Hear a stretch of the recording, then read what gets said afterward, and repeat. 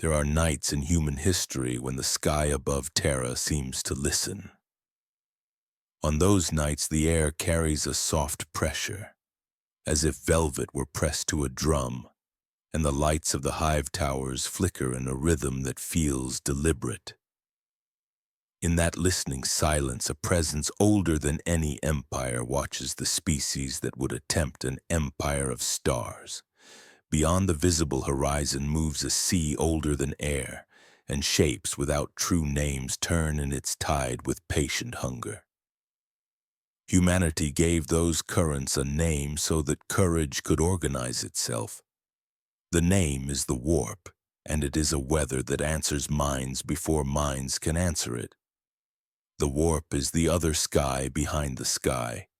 It is a medium of thought and appetite where distance dissolves and intention changes shape.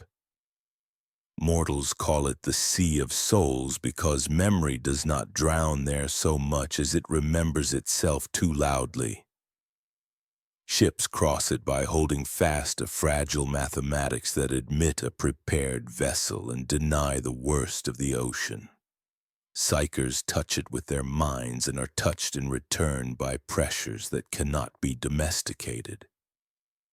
Within those currents live powers that hunger for form, and their followers stain entire generations. Against such pressure, humanity required a still point that would not look away. The Emperor of mankind is that still point, a sovereign intelligence that treats centuries as minutes. And empire is a tool for civic health rather than a feast. To build a coastline against the storm, he needed hands that would not fail in a hard minute. He also needed eyes that saw details without forgetting the whole. The Adeptus Custodes are those hands and those eyes. The title used in earlier centuries was Legio Custodes, which named their old place as a household guard before administration turned titles into categories. A custodian is not a space marine. The Legiones Astartes are sons built from the refined echo of a single father's design, raised in their tens of thousands for conquest and for law. A custodian is crafted one by one through methods older and rarer than the Astartes process. Each is shaped directly from the Emperor's artifice, a singular creation rather than a template repeated. His name is taught to him as a responsibility rather than as a possession. His oath is not to an institution but to the person of the Emperor and to the works that person intends.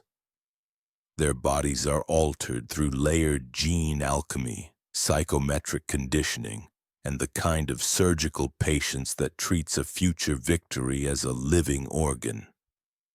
Their minds are trained to hold several lines of attention at once without letting those lines tangle into pride. Their reflexes are written to step between seconds, and their balance is rehearsed until falling becomes a choice rather than an accident. When a custodian stands in a doorway, the doorway changes meaning. When he walks through a hall, the hall forgets how to hide a threat. He is a guardian by title, but the word guardian underestimates how a presence can make malice hesitate, and how a measured voice can dissolve a riot into a room that decides to breathe. They are called the 10,000. The number is a symbol and a warning. The Emperor never sought to fill the galaxy with them. He sought to place a fixed constellation around his person and his works. Their armor is auramite, a rare and stubborn metal that resists hostile energies and answers to the machine cant of artisans who work without advertisement. Their signature arm is the Guardian Spear, a weapon that couples a precision blade to a compact firearm so that reach, fire, and measured ceremony are present in a single form. When a custodian plants that spear upon a stone floor, the floor remembers why it was made level. Before banners, before the Aquila, there was a wanderer who walked Terra without fanfare. He moved through the ruins of the Age of Strife when lightning storms made maps unreliable and old satellites muttered to themselves in languages no one had spoken in centuries. He made contracts in quiet halls and broke tyrannies with an afternoon's resolve. In those years, the future emperor traveled with a guard that did not yet bear the later titles. They were already precise. They were already close. They learned the faces of petty kings and the rituals of small courts. They learned which knock opened a door and which silence followed a murder. They learned to be the interval between intent and injury. The unification wars were not a single battle, but a program that disciplined a planet into one voice. The term names a long tightening of rings around Terra's disorder. The Emperor's aim was not simple victory. It was the replacement of accident with intention. The custodians moved as envoys and executioners, but more often as examiners of thresholds. They stood at doors and decided who could enter peaceably and who could not. They met the Thunder Warriors, those early gene soldiers whose strength was written to win a planet and whose lives were written for a short season. Some accounts suggest the custodians witnessed the sunset of those old regiments and that their witnessing was not passive. Other accounts suggest the Thunder Warriors ended where their design insisted they must. The palace permits both accounts to circulate and corrects neither with official ink. Malcador the Sigillite advised the emperor in those days. He was a human of rare steadiness who held complex truths without letting them leak into simpler minds.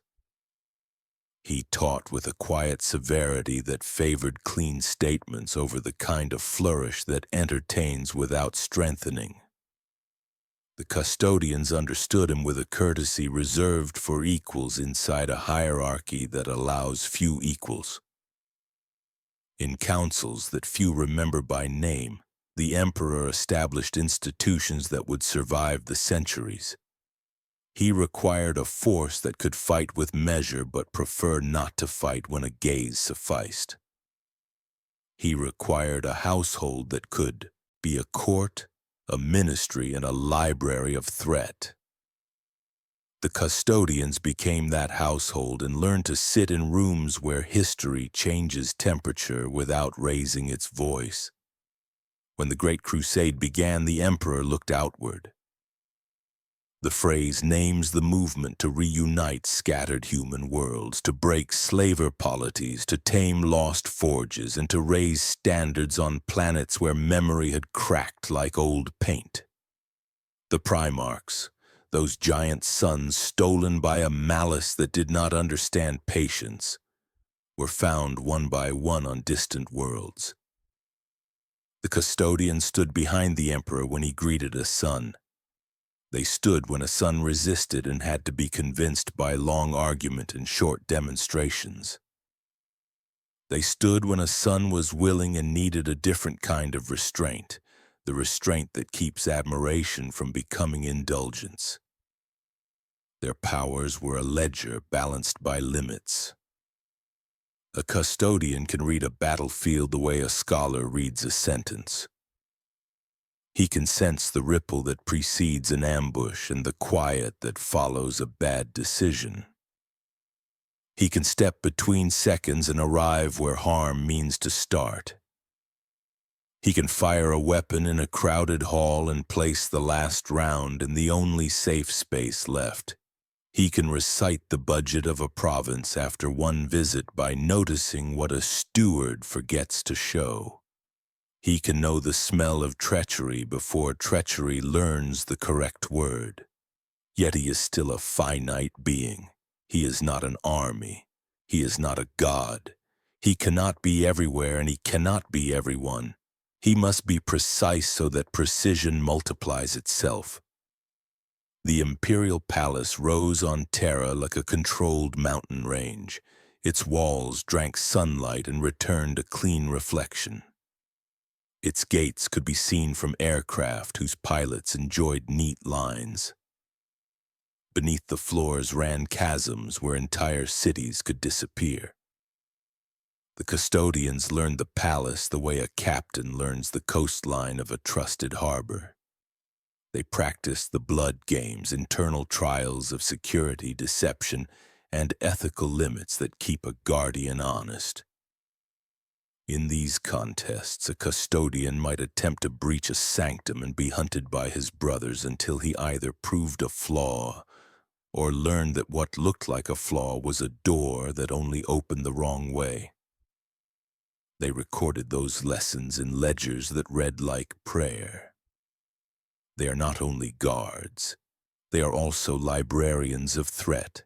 In their vaults and their heads they record patterns of assassination, rhythms of cult growth, signatures of Zeno's malice, and the way a loyal governor begins to speak when his cousin has made a promise he should not have made.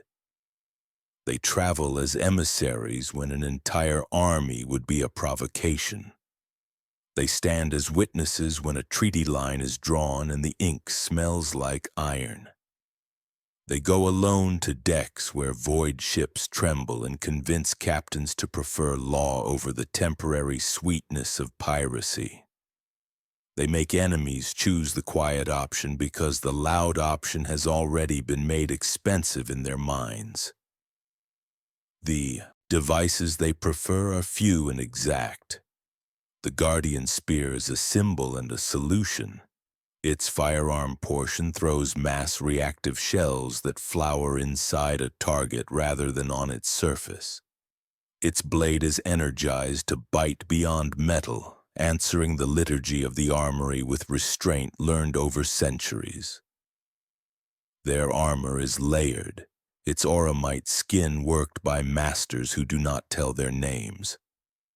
Auramite resists the uglier conversations of the warp and keeps its bearer standing when heat and malice would prefer a collapse. Their helms do not merely hide their faces. They align breath, sight, and thought so that distraction cannot work mischief. The threat that justified such care was never only human. In the warp lived the predatory reflections of human vice. Names were given to those powers to contain their shapes. Korn for rage, Nurgle for decay, Tzeentch for the lust to change for its own sake, Slaanesh for appetite that eats itself. These names are handles, not masters. The warp cannot be mastered by name, but a name allows a mind to keep a respectful distance. The Emperor did not intend to burn the galaxy to deny those powers their meat. He intended to raise a polity in which human minds could live without feeding those powers as if tribute were a natural duty. The custodians became the policy that stands closest to that intention. The webway is an ancient network of tunnels outside ordinary space. It is not the warp. It is a sculpted road built by those who learn to step between realities without waking the animals that live in the deep. To use the warp is to risk attention. To use the webway is to move without a wake. The Emperor undertook to claim a place in that network for humanity. He designed a project beneath the palace that would open a gate and keep it open by mind and by machine. The device that binds that gate is called the Golden Throne. Mankind would travel by quiet roads if those roads could be held. The custodians prepared to guard that undertaking with a minuteness that turned hours into instruments. Catastrophe came, not as a single blow, but as a series of decisions that seemed reasonable when taken one at a time. A sun far away looked into the warp to send a message that could have been a warning and became a wound. The wards the Emperor had set failed in a few terrible moments. The webway gate beneath Terra received storm rather than silence. Creatures without patience poured into corridors that had not been fully claimed. The palace rang like a struck bell whose note does not fade. The custodians went below and fought in halls that had never intended to hear gunfire. They moved with the Sisters of Silence, whose very presence made the air taste clean. They held lines that refused to remain straight because the geometry of that place did not obey maps written by ordinary light. A war in the webway is a different kind of weather. Sound behaves like a rumor that chooses its direction. Light travels with opinions. Time shows a habit of forgetting to be sequence. The custodians carried their discipline into that space. They put their boots down like metronomes. They set beacons that told ordinary physics to sit and stay. They formed triads of fire, blade, and motion until motion slowed and the tide grew confused. With them moved the Sisters of Silence, blanks whose presence hushes the warp and denies it leverage. The Mechanicum supplied engines and miracles that behaved when spoken to with the correct words. The cost in names carved later was significant. The enemies were not counted because counting them would have been a kind of flattery. The breach could not be unmade by battle alone. The Emperor took the throne and turned it from gateway into lock. His mind became the pressure that holds back the night below the palace. His body remained upon Terra, and his plan continued beyond any single hour. The custodians adjusted. They moved their perimeter inward and accepted a new center of gravity. Their lord now sat in a machine that needed him every moment. They were not to ask for a relief that could not come. They were to make relief unnecessary by doing the next correct small thing and then the next correct small thing after that. Above Terra, the great crusade continued, now without the Emperor in the field. His sons commanded in his name. Their legions stretched routes through star maps that had been blank for too long. Some conquered gracefully and wrote law as if law were music. Some argued with governors in words that hardened into walls. Some learned to prefer applause and treated policy as a theater where they were always on stage. The custodians watched at a distance and did not go where they were not required. They escorted envoys when a Primarch requested that honor. They arrived at parades and made the parades feel smaller. They looked upon victories and searched for wounds disguised as ornaments. In halls of policy on Terra, Malcador continued the work that begins after every victory. The palace expanded and standardized. The administratum learned to count without losing itself in numbers. The imperial truth, which is the civic doctrine that treats superstition as a disease and reason as a cure, was broadcast to worlds that had never heard the phrases that make panic quiet down. The custodians understood the imperial truth as a matter of public health as much as a creed. A population that can reason without fear is hard to herd into cults. A government that can accept audit is hard to subvert with whispers. In their ledgers, the 10,000 recorded which reforms reduced the appetite of the warp, and which reforms were sermons pretending to be food. Their restraint did not mean softness. In certain rare cases, a custodian would move first and speak later. An assassin might find himself disarmed by a hand that seemed to appear between movements. A minister who was selling secrets might meet a gaze that told him enough about consequence to change his mind. A warlord who thought to test Terra with a perfumed letter might receive a reply written in steel upon the deck of his flagship. Yet these were exceptions. Their preferred triumphs were the kind that made no sound. They cultivated the victories that looked like a city finishing a day without an unusual ambulance. The Legio Custodes possessed internal orders that resembled families, though the word family does not quite fit. Inner cadres guarded the emperor's private chambers and hallways that had their own weather. Others tended the outer walls, the spaceports, the silent hangars, and the painted maps of the Sol system that had to remain correct. They trained with a patience that made calendars feel irrelevant. They practiced sparring as if the future depended on which finger moved first, because sometimes the future does.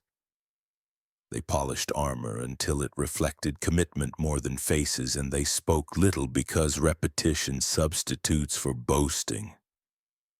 There are stories told in low voices about the end of the Thunder Warriors. They are told by people who stand too straight to be casual citizens. The stories say that when the unification was closed, the emperor required a new peace that the early soldiers could not inhabit. Some say the Thunder Warriors broke, their bodies unable to live past their design. Some say they were helped to their end by policies the palace does not annotate in public. The custodians do not write marginal notes on those stories. They carry them as an additional weight upon the already heavy definition of mercy. In time, the name Adeptus Custodes became standard in imperial records. It signals their formal place within the mechanisms of the Adeptus Terra, the administration that sits beneath the throne and tries to translate will into policy. Names change because empires need categories. The men do not change because they are not a category. They remain what they were when their first helms were plumed and their first oaths were spoken, while the black seas of the strife still spat at the walls of laboratories. They work in gold, so that gold will mean work. Beyond the palace, shadows lengthened where pride learned to enjoy its own shape. Campaigns that should have been brief became long. Oaths that should have remained clear grew decorated with exceptions. A son whose name had once steadied maps now allowed maps to bend around his anger. Worlds that had agreed to be part of a common project began to use the word empire in a private tone that implied ownership rather than service. The custodians felt the pressure change as sailors feel a storm turning in distant air. They did not name the storm in public. They arranged the breakables and secured the doors. The Luna manufactories built ships that gleamed like new coins. The forges on Mars spoke in the old tongue of the machine god and in the newer dialects of Alliance. The legions recruited, trained, marched, and placed their flags on ridgelines that caught the morning sun. All the mathematics suggested a future of clean lines, scheduled audits, and gradual forgetting of the worst of the age of strife. The mathematics did not include the whims of the warp, nor the urge within certain commanders to become monuments to themselves. The custodians kept their pens sharp and their scabbards clean. In the catacombs of the webway, light bent at a different speed. The emperor's will held the gate, but the cost of that stance changed the rhythm of the palace above. Councils were rescheduled. Petitions that would once have been addressed by the emperor in person were now addressed by his proxies. The Primarchs felt the absence like a missing gravity. Some compensated with discipline. Some found themselves listening to voices that had never before seemed persuasive. The custodians met the eyes of those who had new friends and did not blink. They kept their posts and remembered that impatience is a cheap prelude to tragedy. Edges of catastrophe brighten before the center does. The fall began far from Terra on days that had ordinary weather and concluded years later at the walls of the palace. The custodians did not stop the fall because it was not a single event to stop. They prepared to meet it. They doubled their rounds. They tested alert sirens that had not been tested in decades. They practiced entry plans for rooms that had never been breached. They spoke to the Sisters of Silence with the brevity that colleagues use when language has already been agreed by practice. Sleep grew light across Terra. Remembrancers painted with a hurried elegance as if they knew time was thinning. Administrators began to work at dawn before the schedule required it. Astropath sang messages with a tremor of caution because something in the ocean behind the song had changed color. The legions received summons to distant fields where old allies had turned their coats. The news arrived at the palace in packets that smelled like long travel. The 10,000 read the headers and did not linger on adjectives.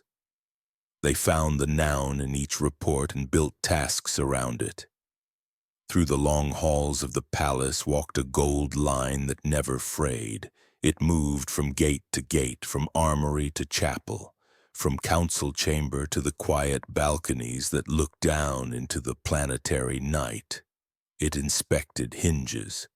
It counted ration stores. It checked the purity of water. It loosened its limbs in training halls where even the dust seemed to stand at attention.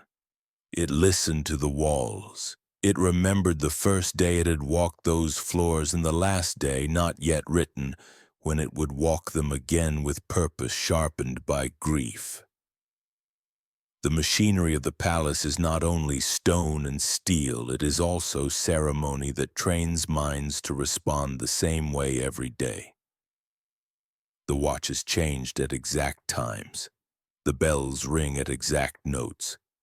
The kitchens answer the same menu so that the smell of a foreign spice announces a mistake before a mouth tastes it.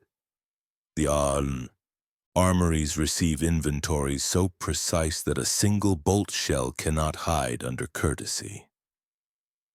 The gates are raised and lowered with an elegance that teaches cobblers to love their own craft more intensely. In such measured repetition, a people learns to prefer order over panic. On the far frontiers, the legions fought battles that would become famous in poems, whether the poets forgave themselves later or not. On those fronts, a new kind of impatience began to frame itself as a philosophy. It treated the Great Crusade not as a reunion, but as a conquest. It looked upon human worlds that remembered different forms of childhood and saw not cousins but subjects. In that impatience, the seed of a split took root. The 10,000 could not command that impatience to be still. They could only prepare to stand where its consequences would arrive. Training continued with a seriousness that ignored news. A custodian practiced a single cut until movement dissolved into presence. He fired a weapon until recoil became a form of speech. He sat in small rooms and made his pulse obedient to the schedule learned from the ringing seconds of palace clocks. He replayed a conversation and removed vanity from the memory until only information remained. He meditated on names carved into cold stone. He let duty settle again like snow that decides to be beautiful rather than loud. Not all service took place in gilded courts. Sometimes a custodian rode in a convoy down lower hive streets where steam lifted from grates and the smell of oil wrote itself upon the tongue. Citizens saw gold and stood straighter, but they did not cheer because the men in gold did not ask for cheering. In a warehouse with a false manifest, he asked a question only once. In a data vault that hummed with self-importance, he requested access and received it because his presence was a credential older than most states. On those errands, he preferred to leave behind a room that had learned to tidy itself. Their history touched Zeno's polities carefully. They stood beneath Eldar ruins and felt a silence that did not belong to humans. They watched orc war engines trundle like festivals gone wrong and chose to avoid the crowd rather than bless it with attention. They entered parley with human archons whose courts resembled predatory flowers. They defended ambassadorships against Kroot sellswords who saw a feast where there was only an assignment. They declined to fire when firing would have made a victory smaller than the peace they could purchase with patience. The palace is a doctrine written in stone. The Sanctum Imperialis crowns a mountain of chambers and tunnels that could hold weather. The Eternity Gate faces a courtyard that can contain armies and choirs without echo turning voices into confusion. Beneath the sanctum hang galleries where the banners of extinct Terran polities teach humility to those who think history is a ladder rather than a wheel. Far below those banners lie the places where the webway brushes the basement of human intention. Those halls glow with a light that is not entirely a color. Custodians on duty there breathe with care and let their thoughts grow quiet so that the gate does not mistake them for noise. The Primarchs changed the tempo of the age simply by existing. Each was a solution written at a scale most problems could not bear. Each carried a tendency that could become a virtue or a flaw depending on how a day arranged itself. Some were administrators in armor. Some were poets who interpreted the galaxy through logistics. Some were perfect soldiers whose perfection cut those around them without wanting to. The custodians respected them and did not imitate them. Their loyalties ran vertically rather than horizontally. They guarded the Father and the works of the Father before they guarded the sons and the works of the sons. When the Emperor withdrew from the front lines to tend the gate and the throne that anchors it, a certain kind of rumor learned to breed. People who had never stood close to a Primarch discussed the inner life of a being who could split a city with a decision. The custodians learned to walk past such conversations without correction. Correction can dignify noise. They focused on parts of empire that depend on doors, meals, sleep, and lists that remain accurate. They guarded the labs where small mistakes would multiply. They guarded the archives where truth must be boring to remain true. They guarded the courtyards where the sound of marching teaches a people to care about symmetry. Limitations remained honest. They could not chase every rumor through every corridor of every world. They could not be the eyes and the hands of the entire empire. They could only be the spine of the palace and the fingers that move when the head decides. They did not attempt to govern. They did not attempt to teach beyond what safety requires. They did not attempt to proselytize. They attempted to remain exact when the age decided to become approximate. Some of the 10,000 went abroad as the Aquilan ideal without yet using the later name. They watched over individuals whose survival mattered more than a city's applause. A governor whose fidelity was vital to a subsector's supply might feel a sudden reluctance to attend a banquet where the wine had acquired a purpose. A junior remembrancer who had witnessed an event she could not be allowed to publish would find herself offered a post far from the front. She would take it without resentment because the offer would be offered in a tone that made safety feel like honor rather than exile. The custodian assigned to such tasks would later stand under a balcony light and watch a city sleep with satisfaction that did not require a parade. Night on Terra has a copper taste in certain districts. From the inner walls, a custodian can read the city as a navigator reads a sea. He hears the difference between ground cars that carry workers and ground cars that carry trouble. He smells the river and knows if a refinery upriver discharged late. These senses are not supernatural. They are the result of attention trained not to cheat by looking away. The palace rewards that attention with clean water, quiet libraries, and the gentle dignity that covers long corridors in the hour before dawn. In the seasons before betrayal announced itself in letters of fire, those nights grew busy. Cargoes arrived early and left late. Messages that once required a single courier now required two. The voice of the emperor, that bureaucracy which lets the will at the summit travel through the veins of the state, felt a stiffness as if the body were waking to a fever.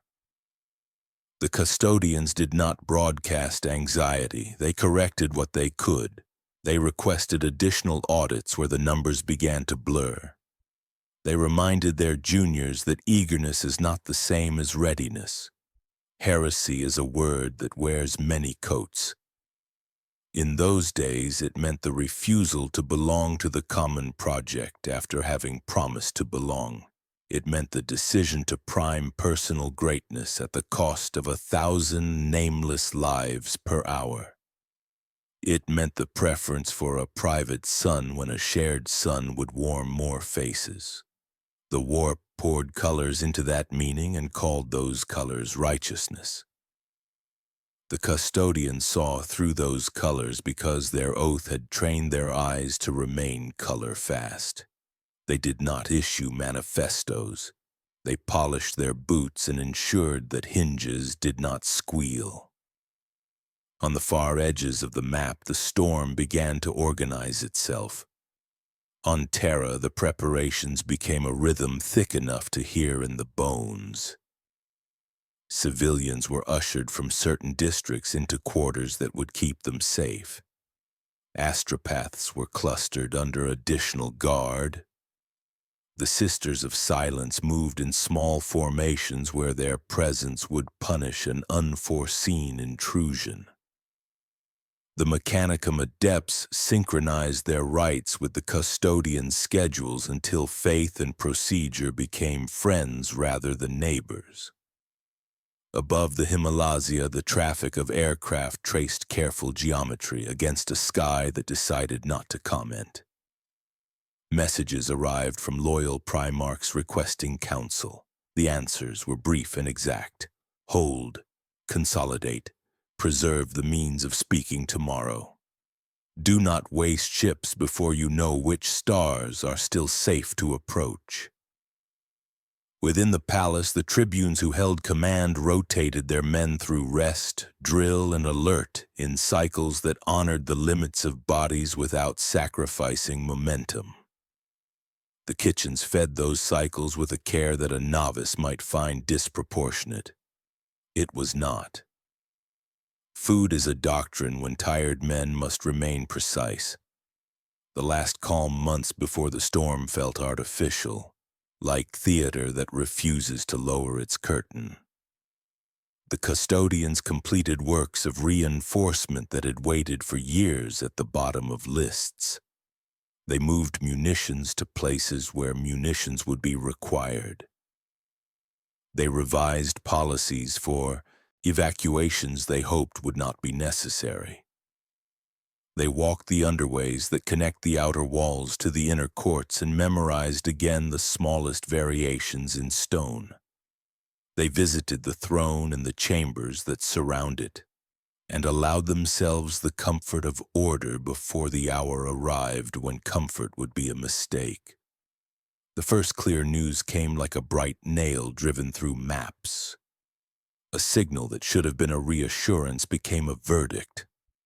Armies that should have answered to Terra answered to another name. Oaths that had sounded honest now sounded rehearsed. The palace heard the news with the silence of a cathedral. The Golden Warriors looked to their Captain General. He looked to the gates. The gates looked back without flinching. The work was ready to begin, not because anyone desired it, but because desire does not enter the argument that keeps a nation alive. In the days that followed, the galleries of extinct banners watched a new page being written. The banners did not move. The air seemed to lean in. The emperor sat upon the throne and kept the enemy from a door no enemy was allowed to name. Malcador read reports with the lonely calm of a man who knows which burdens cannot be delegated. The custodians stood.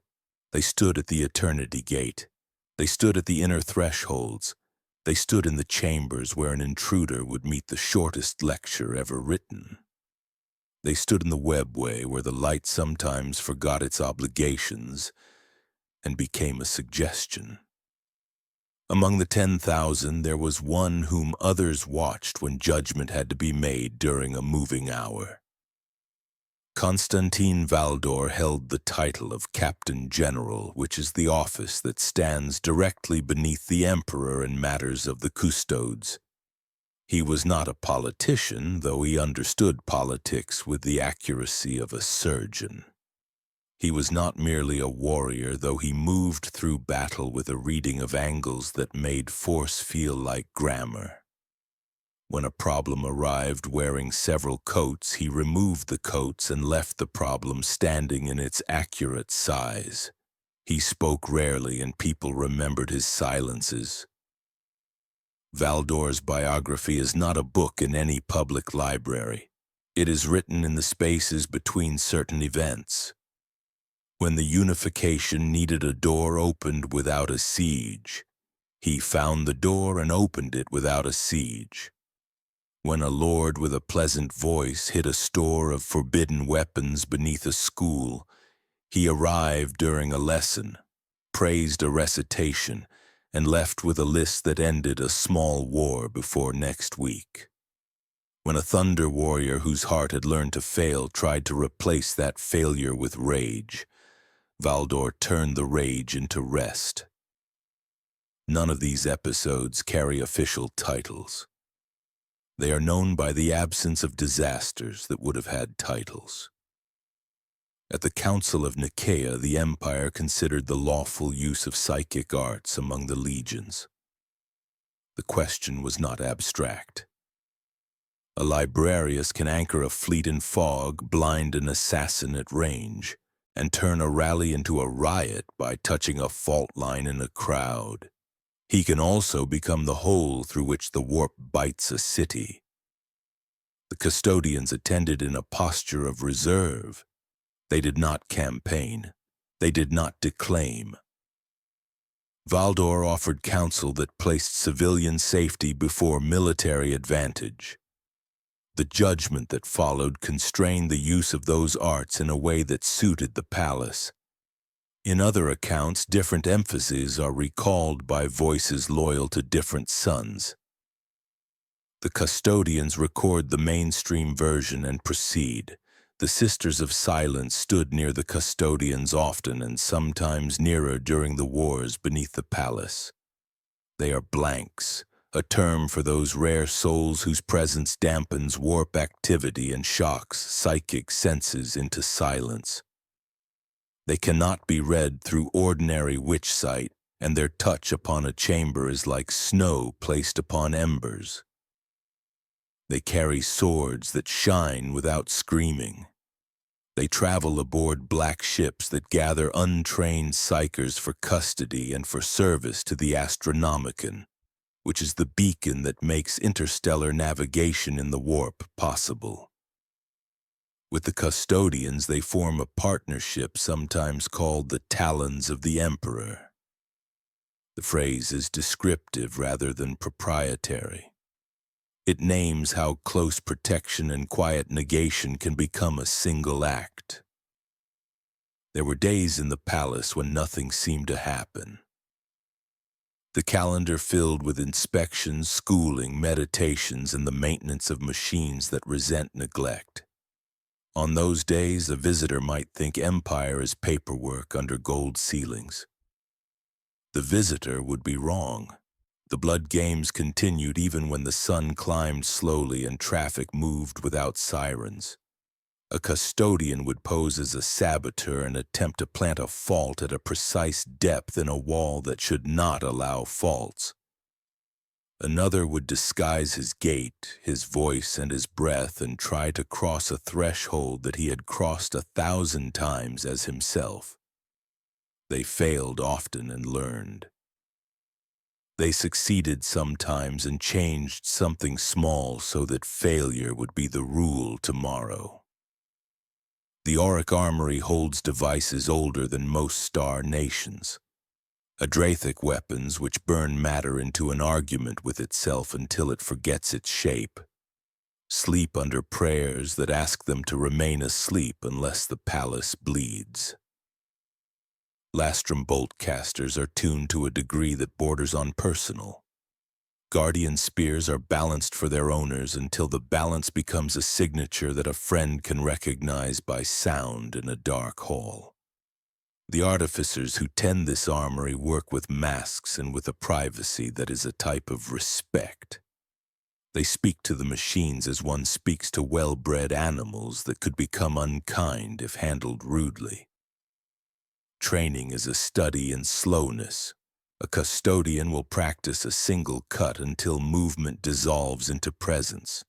He will fire a weapon until recoil becomes a form of speech.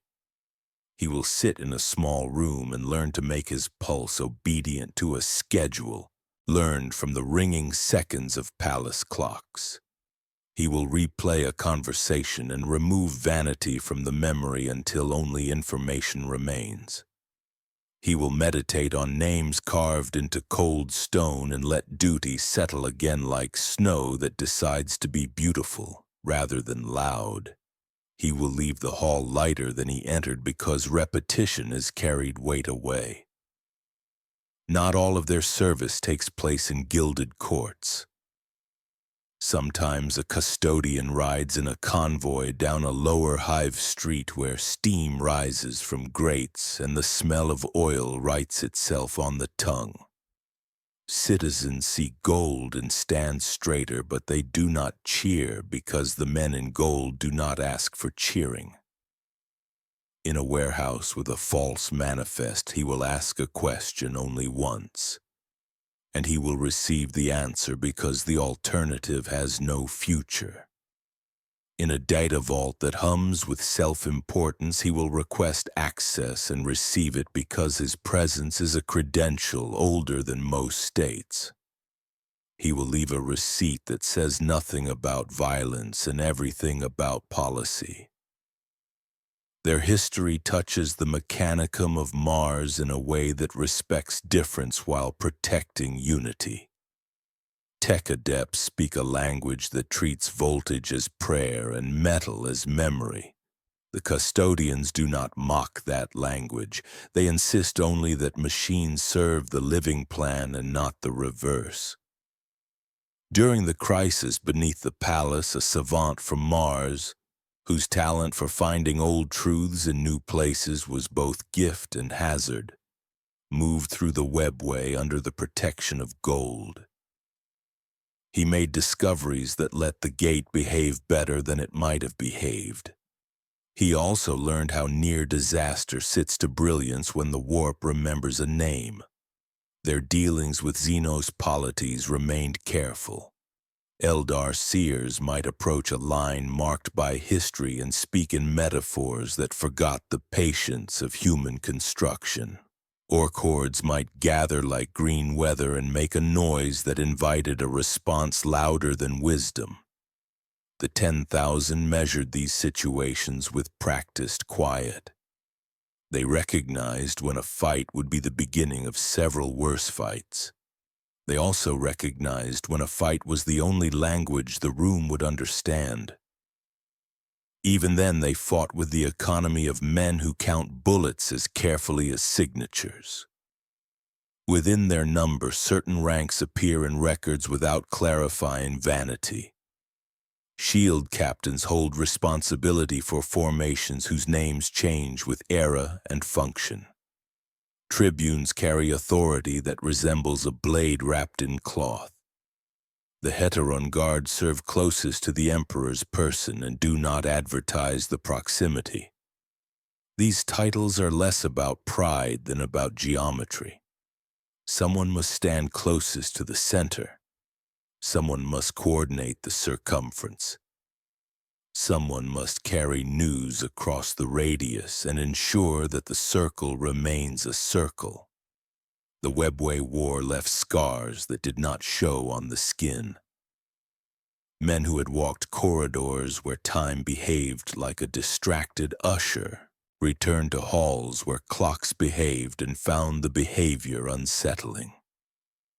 Some of them took long watches near silent windows until their breathing slowed enough to tolerate conversation. Some took solace in the company of the sisters whose very presence kept noise away. Some asked to be posted to remote gates where the duty was simple because the view was a star field and nothing more ambiguous. In these requests, the palace heard loyalty speaking in practical terms. News of betrayal did not arrive as a single trumpet. It came as small sounds out of tune with the symphony. A supply schedule argued with the calendar. A trusted voice used a word that had been retired. A distant fleet adjusted formation for no declared reason and then declared the reason afterward. The palace did not dramatize these notes. It changed nothing visible. It changed everything in the ledger. When the decisive proof finally arrived, it found a defense that was already half awake, already on its feet, already speaking in the language of prepared doors. The storm that would become the siege of Terra had not yet reached the horizon, but the winds that precede a siege had already arrived. The banners of loyalty would hold. The banners of treachery would reveal themselves under pressure. The gates had been measured until measurement became a prayer. The Golden Guardians stood at their stations and made stillness into readiness. And the last thought before the first horn would sound was simple. This was the meeting they had always prepared to attend. "Not yet," said the rhythm of boots on marble. "Not yet," said the river as it ran past the foundations and out to the wider world. "Not yet," said the city that had learned to do difficult things without raising its voice. All the preparations made a single statement without words. The palace would hold because the palace was designed to hold. The Golden Guardians would do what they had been shaped to do. The storm would arrive on a day that would be recorded carefully. The meeting would happen where it must. The 10,000 kept their watch and waited for inevitability to choose its hour. The betrayal declared itself as if it had always been preparing a place to sit. Far from Terra, a fleet adjusted its geometry for reasons that sounded clean when spoken aloud and dirty when examined in private. Officers used old words with new meanings. Astropaths sang and were answered by an echo that had learned to imitate comfort. The War Master, once the Emperor's prime instrument for reunification, accepted new counsel from the oldest appetite in the other sky. The name Horus Lupercal would not lose honor among the faithful. It would acquire a second gravity that bent maps and men. On Terra, the 10,000 read the change as sailors read the color of a wave that looks like the waves around it and does not behave like them.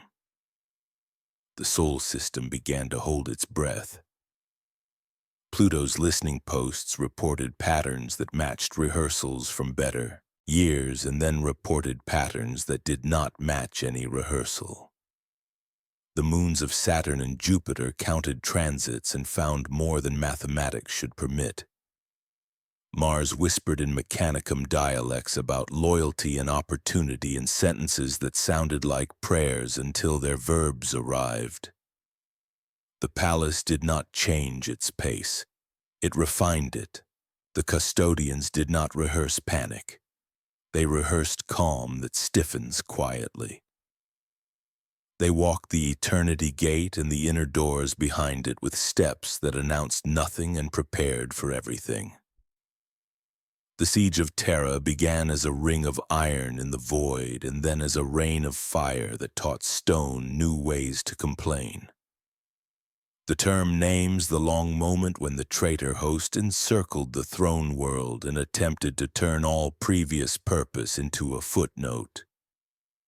Void battles stabbed the darkness with lances of light that did not encourage poetry. Planetary shields rose like patient mountains and were tested until patience smoked. The traitors desired the spaceports most of all, for those are ladders raised against walls. The Lion's Gate spaceport became a word that tasted like rust in the mouths of men who loved clean air. It fell and was contested and fell again by degrees measured in hours and bodies.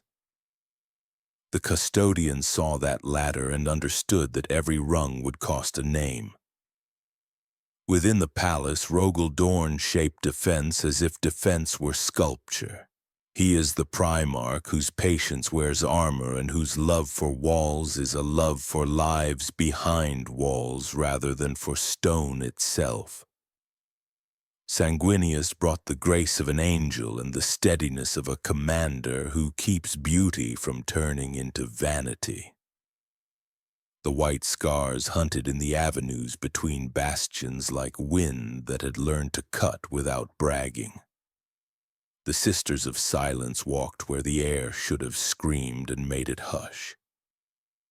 The custodians stood in the places that would be named afterward in low voices and in many places that would never be named. Because being unnamed is a form of modesty that keeps a people healthy. The Eternity Gate is the mouth of the Sanctum Imperialis. It is a door that believes in itself. Before it rose terraces of marble that did not intend to see blood. Upon those terraces, standard-bearers learned to stand until standing became a liturgy. When the enemy came, that liturgy did not change its tone.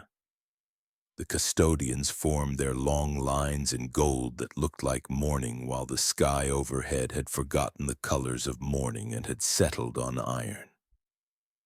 To either side stood the sons of Sanguinius with their red that glows in memory like coals, and the disciplined yellow of Dorn's household that treated paint as a reminder rather than as decoration. The enemy sent engines, beasts, and men already promised to other masters. They found the gate learning to be a cliff. A creature of the warp stepped forward like a legend attempting to become a fact. It had worn names on other worlds and made the air taste like iron in childhoods that would never forget the taste. Sanguinius met it at the foot of the steps in a duel that has been retold so often that some versions mistake volume for reverence. The truth is simple. He destroyed it and did not consider himself improved by the act. The custodians saw the climax of that meeting with the economy of men who prefer that poets work elsewhere. They took the next step in their ledger and made sure the terraces remained passable for the wounded who would later pass and for the ambulances that would have a clear path. Bombardment continued in cadences that grew familiar. The palace learned new vibrations. Chandeliers trembled at the same second each hour. Dust found new shelves. In the underways, the webway war did not pause. The gate below remained a wound with teeth. There the talons of the emperor worked together, gold and silence matched like a pair of tools in a careful hand. Where the warp tried to fold corridors into mouths, the sisters made that appetite starve. Where creatures learned to mimic doorways, the custodians taught them the etiquette of endings. Somewhere in those corridors, machines of Mars hummed obediently because the right prayers were spoken in the right sequence by priests who could keep their breath steady while the walls tried to teach them to forget the sequence. Above, the traitor legions attempted breaches that should have worked if mathematics had been the only language spoken in the palace. Assault claws touched down at angles that punished defenders. Titans traded lines of light across plazas that knew how to hold processions and had to learn how to hold heat. The defenders made kill zones into courtyards and courtyards into doctrine. When a bastion decided to die, it died by schedule and in a way that gave birth to a new line rather than an absence. The custodians moved through these changing diagrams like punctuation that arrives where it belongs and makes a paragraph worth reading. The battle for the Lion's Gate mattered because skies matter. If the enemy could land freely, the palace would become a quarry cut into blocks for a new language. The Loyalists contested that ladder with the fury of men who love sanity, but the storm had too much weight. The traitors took enough of it to make the day worse. There followed long hours of counter-assault and denial. Custodians fought in the ruins of hangars where burned aerocraft looked like husks of extinct insects. They fought up stairwells where each landing was a chapter ending, and each chapter had to be written with a blade and a short prayer. They fought beside mortal soldiers who kept their eyes on the next step, and beside Astartes whose breath sounded like engines and whose heart sounded like sermons. In one hall, a void shield flickered to the rhythm of an old song. A custodian measured the rhythm and stepped between pulses without comment, placing his spear in the hinge of a door that would not open for the enemy again that day. Another chamber, a traitor psyker began to speak in a language that had not been safe for centuries. A sister of silence entered and the language collapsed into poor manners. In a stairwell that spun around a well of air, a shield captain counted the echoes and knew how many enemies moved above, and his men arrived at the landing with weapons held at the height that meets a chest rather than a helmet. Across days like these, the battle seemed to repeat itself, as if history were trying to practice until it got a scene exactly right. Malcador the Sigillite divided himself among too many duties and did not permit the arithmetic to degrade his courtesy. He placed pieces on the administrative boards that must be played even when the board seems unimportant. He signed orders that kept food and water moving so that the living could remain larger than the dying. He read messages from loyal sons who asked for more than any man could give and replied with sentences that gave what could be given without borrowing from a tomorrow that might need everything. He knelt within the webway near the throne when needed and stood when needed and never asked for someone to witness that he had stood. The Emperor's attention remained fixed where the deepest gate attempted to become a throat. His presence held a pressure that any mind sensitive to the warp could feel like weight behind the eyes. The custodians understood that their master's duel had layers they could not touch. Their task was to deny the enemy any path to that duel except through gold and through floors that would not move under men who had decided not to move. They made a map that looked simple. If the enemy could have drawn the same map, the enemy would have had less appetite. The endgame began when impatience at last learned that it called itself opportunity. The traitor host weakened the outer walls until the inner walls had to learn new names. The void was thick with the wreckage of ships that would never be named in song. The first void craft to fall in love and the last to lose its courage lie together in that darkness without rank. The palace understood that the next hours would become scripture. The 10,000 felt history choosing pages and did not try to edit it. They honed their edges and stood. The emperor chose the moment for the final translation to his son's deck with an accuracy that did not permit argument. Teleportation is a discipline that bruises maps. It requires patience from power. The strike party moved in light that seemed to remember old dawns. Sanguinius was with him. Rogel Dorn was with him. Custodians were with him, a handful that represented the gold line from the earliest nights on Terra to the present hour. What followed on that ship is recorded in tones that vary with the witness. The mainstream tells that Sanguinius met Horus first, that he died there, that his death taught silence to many rooms. It tells that the emperor met Horus and ended the rebellion at a cost that cannot be counted in any currency cheaper than a life that sustains other lives. When the bodies returned to Terra, they were not bodies to the men who received them. They were duties with weight. Rogel Dorn carried a grief that did not lower his head because there was work above the floor and that work required eyes. The emperor was placed upon the golden throne in a manner that made a machine into a tomb and into an altar and into a bridge that has not yet fallen. The custodians stood on either side and felt centuries shift inside their chests. They loved a living will. They would now love an ongoing presence. They did not change their vows. They understood that vows change the men who carry them, and they accepted the change with gratitude that did not need to be spoken. The siege ended.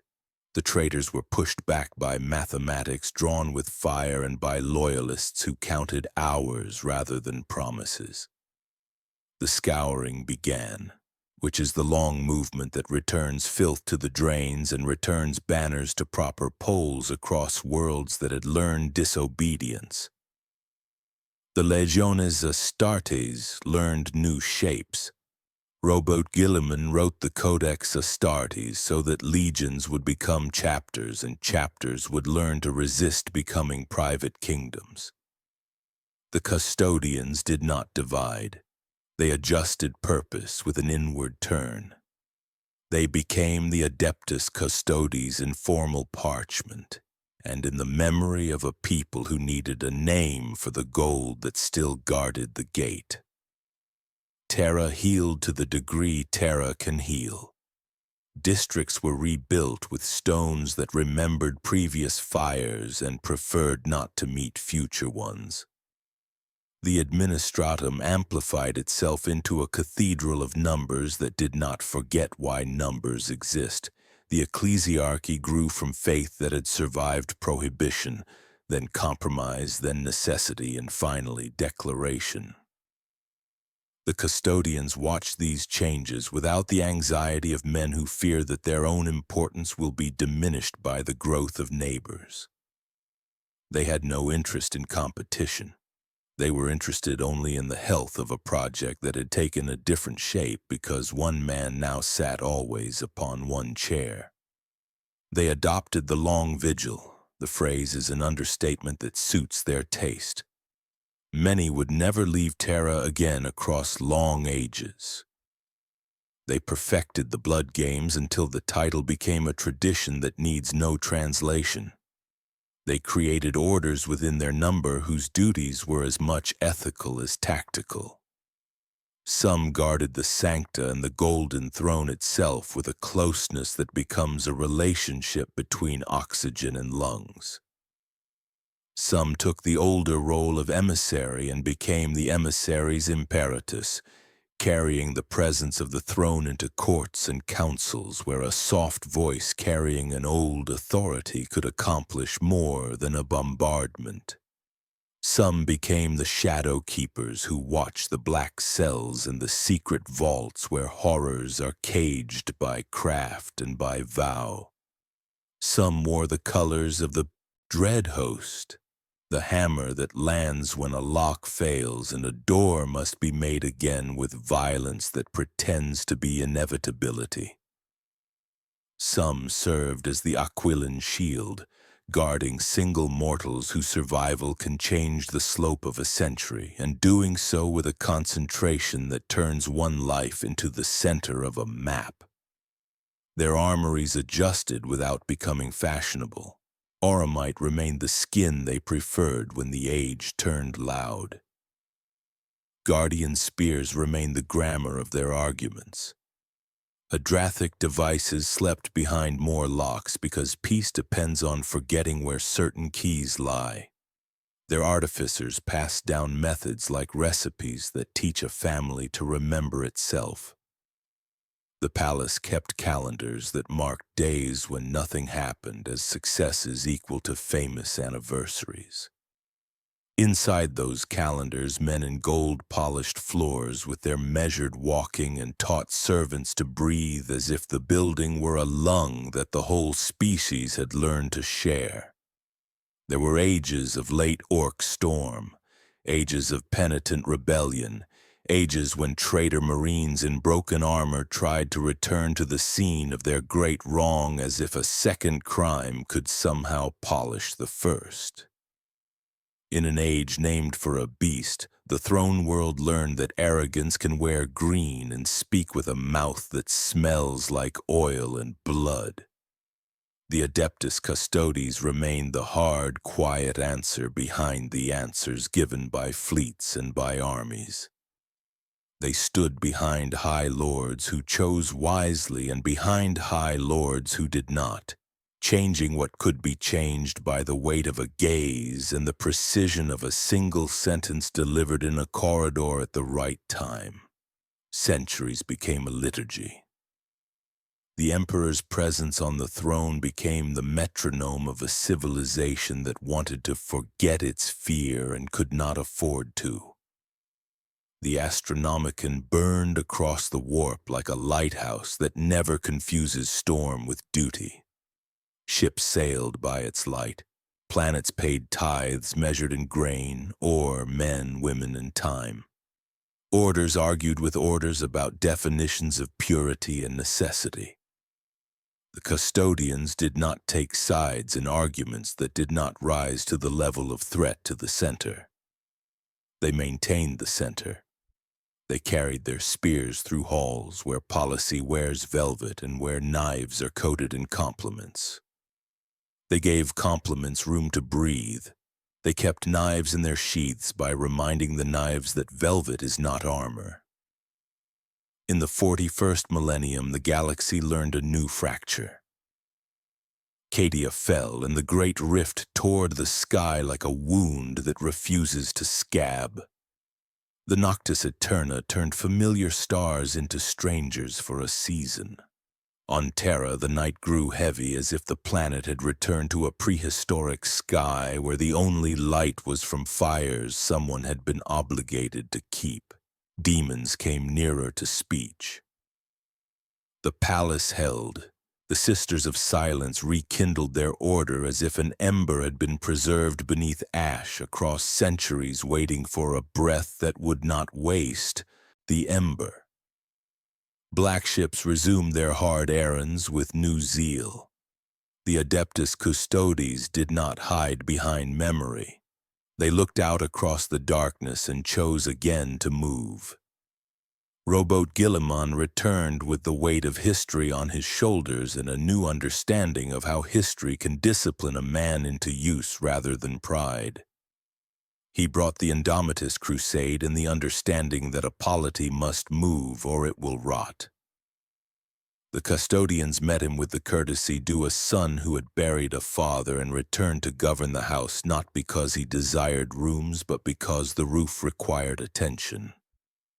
The emissaries Imperatus walked beside him to worlds where the argument for survival had to be made with clean grammar. The Dread Host went where gates had forgotten that they were gates. The Solar Watch turned their attention outward with a swiftness that taught the Void to respect old gold. The Shadow Keepers did not travel, for their locks always require someone to stand and listen for scratches that no one else can hear. Trajan Valoris wears the title of Captain General in the current age. He is not a repetition of Valdor. He is a man with his own weight and his own way of moving problems from the future into the past. He sits among the High Lords when presence is a lever for stability and stands apart when independence is the cleaner statement.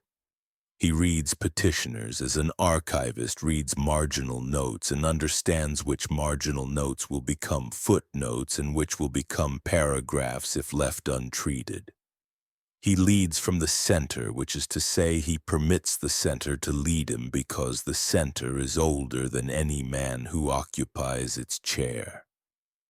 The custodians abroad do not swagger. A squad may appear in a governor's palace and the temperature of the room will change by a few degrees. Accountants will discover errors before auditors arrive.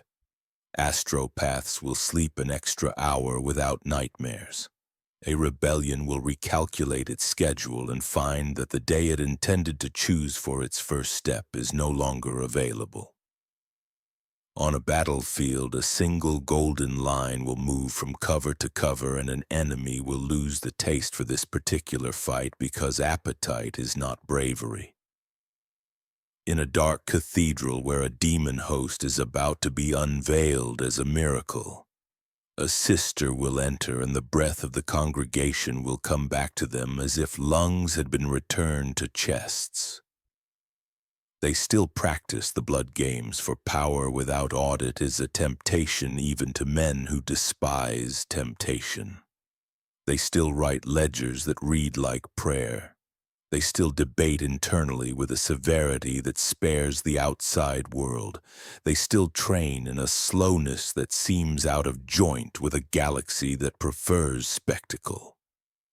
They still give names to rooms so that a man can tell his brother where to run in 3 words, rather than in a sentence that would cost a breath he cannot spare. They still keep their armor quiet so that footsteps do not lie. The doctrine they favor remains diplomacy first, then decisive pressure, then absence. A world is better served if it can say it solved its own problem. A commander is better served if he believes he chose the wise course without being pushed. An enemy is better defeated if he arrives at the conclusion that there is no path before he steps onto the courtyard where bodies later require sweeping. This is not softness. It is the elegant economy of guardians who understand cost. They count lives by silences preserved rather than by noise produced. There are still doors beneath the palace that lead to corridors that do not love humanity. The webway remains guarded by machines and minds that hold a line the way a violin holds a note. The throne still binds reality in a way that cannot be framed without misleading someone. The custodians who serve nearest that light learn to speak rarely because certain words can acquire meanings they did not intend in rooms where physics listens too closely. They watch instruments that do not have names a citizen would recognize, and they learn to interpret motions that would break a casual mind into superstition. They record small anomalies and do not stretch them into stories. Their work is to treat anomalies as housekeeping. Sometimes a child is born with eyes that look a second too far. Sometimes that child grows and cannot be allowed to walk without preparation. The black ships gather such souls with a quiet that is a kindness. The sisters ride those ships and the custodians watch the docks where the ships arrive and depart because the docks are edges and edges attract accidents. In those places, the 10,000 do not perform shows of force. They perform the choreography that keeps a risky logistics line from becoming an invitation. On the far reaches of the Imperium there are legends of a single golden warrior who appeared at a crossroads and kept a convoy from making a turn that would have led into an ambush with no obvious survivors. There are legends of a governor's daughter vaccinated against a disease that never occurred because the epidemic was prevented 4 decisions earlier by a conversation in a private garden. There are legends of a cathedral not built because a different building better suited a population's needs and because the man who proposed the cathedral found listening more satisfying than being listened to. These legends are not recorded as triumphs in grand tomes. They inhabit lives that continue smoothly and forget to praise their own continuity. Within the palace there remain galleries where the banners of extinct polities teach humility. There are also galleries where names of custodians are chiseled without ornament, each name a small beacon for the brothers who pass. A man in gold will pause before a name and remember a moment when that name kept a private promise and a public promise in the same breath. He will walk on without altering his stride because grief is also rhythm and rhythm is part of security. He will drink water at a fountain that has served since before the heresy, and he will taste the iron of the old pipes and accept it as a lesson that endurance is not the same as comfort. Robert Gilliman governs as a steward who expects to be disagreed with by enemies and by allies. The custodians support the throne he serves without becoming his party. They escort his envoys when an envoy requires not only safe passage but the tone of an empire that remembers what it wants to be. They appear unexpectedly in synods where theology threatens to become policy, and their silence reminds the room that policy must be written for the living first and for the dead only as a matter of respect. They give time to the officio assassinorum when the ledger demands an ugly line, and they take time from it when a solution tempts the easy appetite that weakens states. Their metaphysics remain disciplined. The warp is not a god. It is an amplification that rewards vice and punishes naivete. The webway is not a miracle. It is a machine older than the present owners of the galaxy. The Emperor is not a spirit. He is a will that has not let go of a task that cannot be completed in one lifetime. The 10,000 hold these truths with a gentleness that prevents them from becoming slogans. They speak them rarely. They live them in the way they handle a corridor at dawn. There have been failures. A black cell once opened for a heartbeat and something saw a line of light that should not have been prey. A traitor once learned to smile convincingly enough to pass 2 doors and was corrected at the 3rd by a custodian who noticed a ring missing from a hand in an old portrait.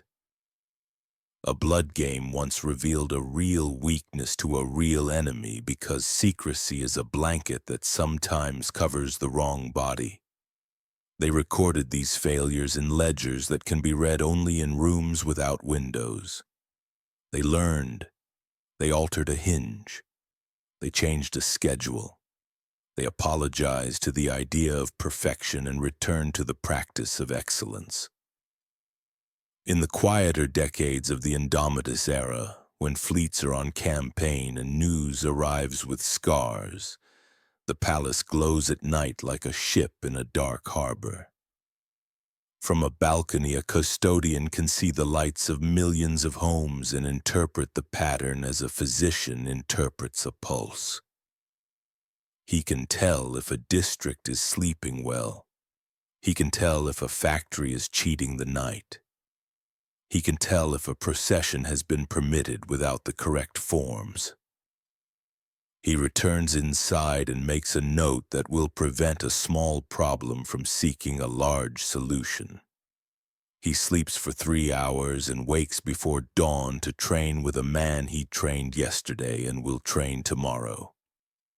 The talons of the Emperor move together when the hour requires partnership.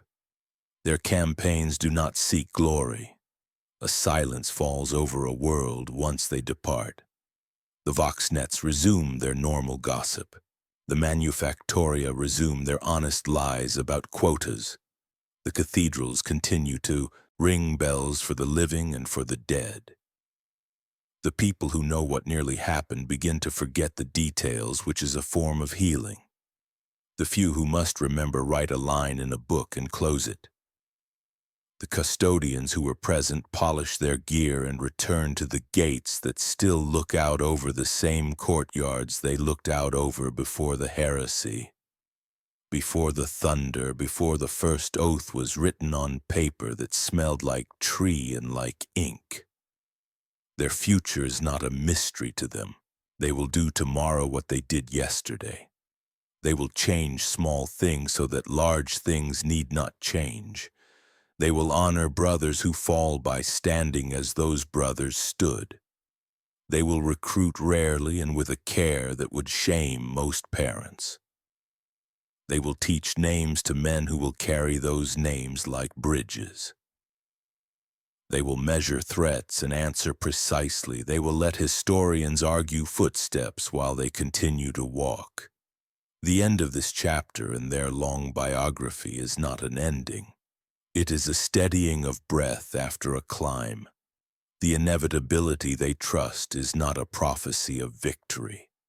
It is the certainty that duty remains available as long as there is a door and as long as there is breath to stand before it. The custodian at the gate tonight listens to the wind move across the marble and hears nothing unusual. He hears the usual. He hears the city breathing. He hears the throne humming. He hears a watch bell mark the hour. He hears his own heart at a measured cadence learned in another age and maintained in this one. He lifts his eyes and sees lanterns in a garden make small islands of gold in a sea of dark. He is satisfied. He is patient. He is prepared for the meeting that every age inevitably requests, and he knows that when that meeting comes, the palace will answer with the quiet that terrifies appetite and comforts the wise. In the other sky, powers turn as they have always turned. They are patient. They are proud. They believe they will eat forever. In the city of stone and light, a small number of men in gold stand and refute that belief without debate. They do not sing. They do not declaim. They maintain. They hold. They preserve the thread that leads from the first night of a wandering sovereign to the last night of a world that will learn how to be morning again. If the galaxy learns calm, it will do so because calm has been guarded long enough to become a habit. If the galaxy fails to learn calm, the habit will remain until the last habit is worth keeping. The 10,000 accept either outcome. They are the bridge between outcomes. They are the quiet interval that turns chaos into time. At dawn, the watch changes, the bells say the hour, boots cross old stone with the respect born from repetition. The custodian looks once toward the horizon where ships will rise and descend according to timetables written by men who have no idea which eyes ensured those timetables would remain timetables rather than epitaphs. He looks once toward the inner door that leads to the chamber where the throne continues its work of binding and burning. He looks once toward the gardens where a bird lands on a rail and tilts its head as if hearing what he hears. He draws a breath and lets it go and begins another hour that will add to a day, that will add to a century, that will add to the long measured biography of a people who repeatedly choose to remain a people. This is the work. This is the rhythm. This is the inevitability that lives under the armor and that will remain when armor is one day placed on a silent rack and the lights are turned off and a city sleeps without fear because someone taught it how.